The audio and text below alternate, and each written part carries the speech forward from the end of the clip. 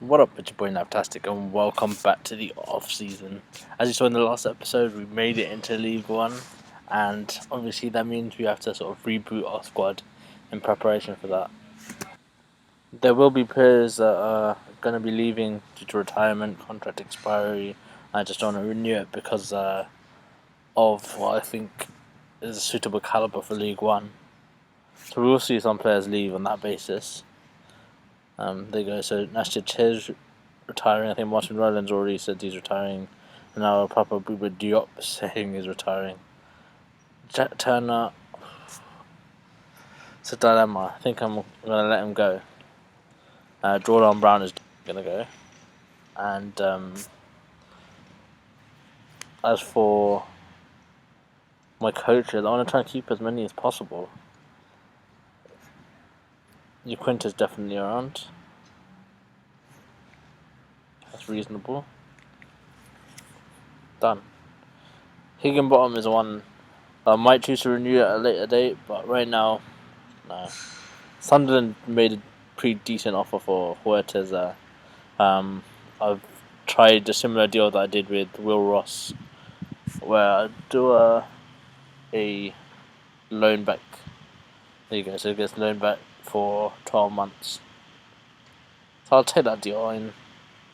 Someone that's particularly useful. Aston Villa bid for Quintero. It's a good player, but for that, how much summer money? You did say 4.4, but that's broken down into a ton of clauses. So for that sort of money, I can't say no. And he's another one that I've done loan back for. They're not. I'm gonna try and bring in people that are gonna start and use them as sort of backup. I don't want to be relying on loanees because we did that last season. It worked, but I want to try and build a solid structure for us to push on through the system, whether it be League One, Championship. Maybe not to Premiership. We probably need a higher caliber player. I don't know. Actually, I say that if you get some youngsters and develop like Southampton have, anything's possible. There's a couple of links terminated because we got promoted. That's always good to see. 444k for TV revenue. Woo. So this is serious business now.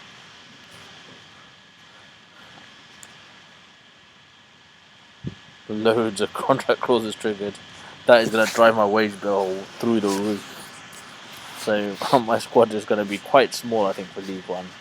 Just for affordability reasons. We can't afford to expand the stadium. So our revenue that we bring in is so tiny. It's mainly through player sales, and that can only go on for so long. When you reduce the squad size so much, it's going to be tough to sell on players as well.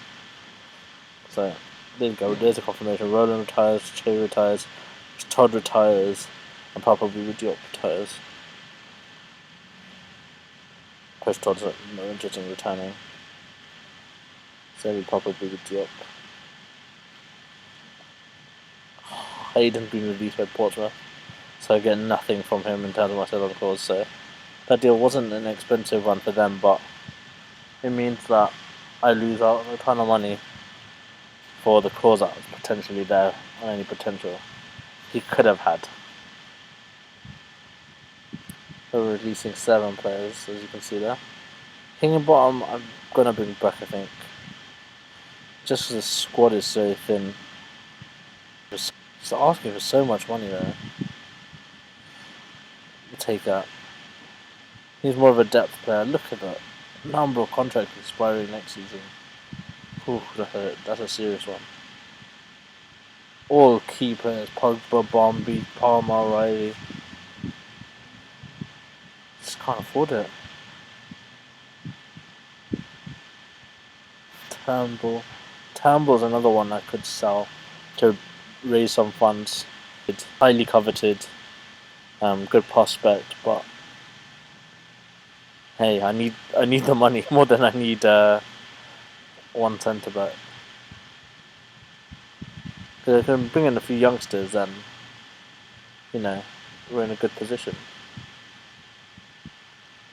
I am actually looking for sort of automatic promotion. Not automatic, but through the playoffs this season. I don't think the jump from League 2 to League 1 is that drastic.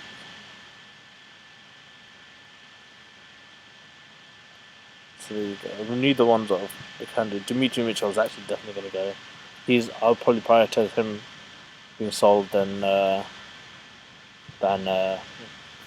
Jordan Tamble.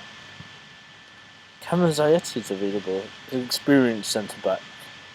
As many young players I'm going to bring in, I need some experience just to sort of ground them and guide them and coach them up. Ogilvy's done. Ogilvy's another one that could be a victim, potentially, but depends on the depth of the squad really. Otis Lee stays on, which is good. I need him around.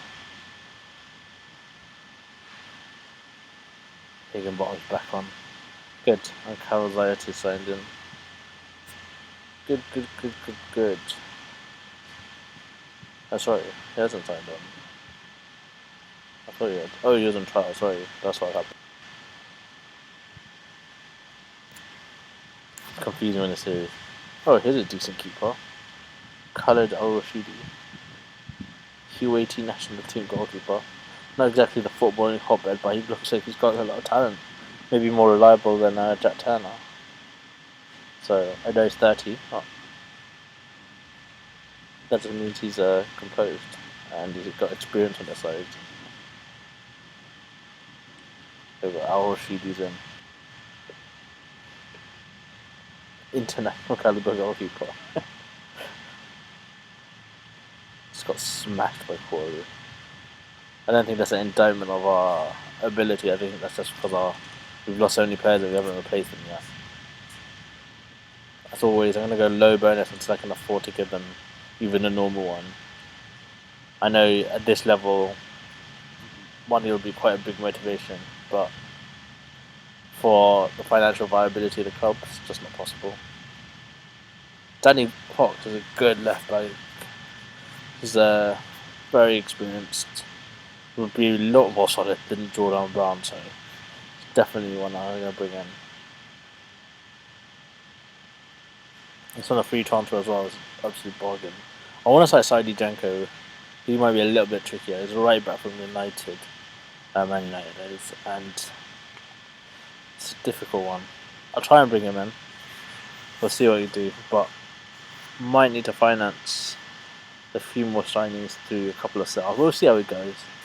At the moment, I'm reasonably happy. I'd like to strengthen the defence, but we're almost out of time in the off-season. We're heading straight to the actual month of August itself. So I'm going to draw the episode to a close. You've seen the players we brought in, and I think we're to kick on in League One. So let's see how we get on when the season starts. Until then, we'll catch you guys later. Bye bye now.